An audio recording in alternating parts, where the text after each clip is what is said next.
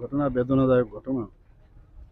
গতকালই আমি খবর পেয়েছি চানমারিতে যে ইন্টারন্যাশনাল স্কুল আছে তার সামনেই জৈনক কোনো ব্যক্তি ওখানে গর্ত করেছিল ওর কোনো বাড়ির ব্যক্তিগত কাজের জন্য, এবং বৃষ্টির জল এবং ওখানে যে সাবমার্সিবল যে ব্যবস্থা আছে তার থেকে জলের ওই জায়গাটা গর্তটা ভরাট ছিল। তো ওখানে ভাই বোন, একজনের নাম হচ্ছে প্রিয়ঙ্কা মেয়ের নাম, আর ছেলের নাম হচ্ছে প্রসঞ্জিৎ। একজনের বয়স, প্রসঞ্জিতের বয়স 11 বছরের মতো, আর প্রিয়ঙ্কার বয়স হচ্ছে 7 বছরের মতো। তো ওরা একজন আরেকজনকে বাঁচাতে গিয়ে জলের মধ্যে ডুবে গেছে।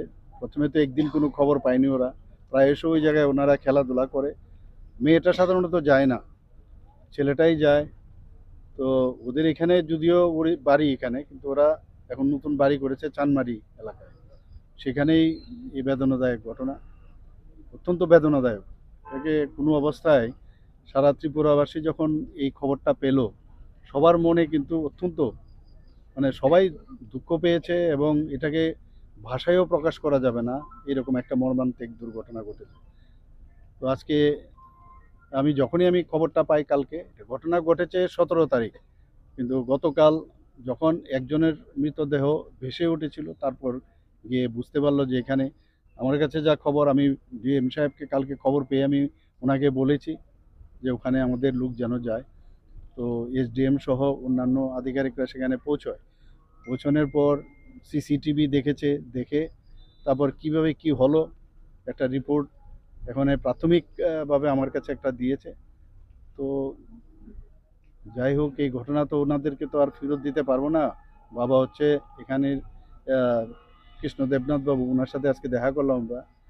উনি একজন লেবার হিসাবে ওনার কাজকর্ম করেন। ওনাকে আমাদের গভর্নমেন্টের তরফ থেকে, ডিজাস্টার ম্যানেজমেন্ট থেকে যা দেওয়ার আমরা দিয়েছি, 4 লাখ টাকা 8 লাখ টাকা আমরা দিয়েছি। আর ওনার আরেকজন বড় মেয়ে আছে, ক্লাস 12 ক্লাসে পড়াশোনা করছে। তো আমরা বলেছি, ওনারা এটা আমাদের কাছে অনুরোধ করেছে যে আমার যে বড় মেয়ে তাদের ওর একটা যেন ব্যবস্থা আমরা করি। বলেছি আমরা সেটা, আমাদের মাননীয় বিধায়ক তথা মন্ত্রী বাহাদুর এখানে আছেন, সুশান্তবাবু, ওনার এলাকা। তো আমরা বলেছি যে নিশ্চয়ই আমরা দেখব, ওদের আত্মার সদ্গতি কামনা করি। এর বেশি তো আর কিছু করা যাবে না, ওনাদের তো আর ফেরত নিয়ে আসা যাবে না।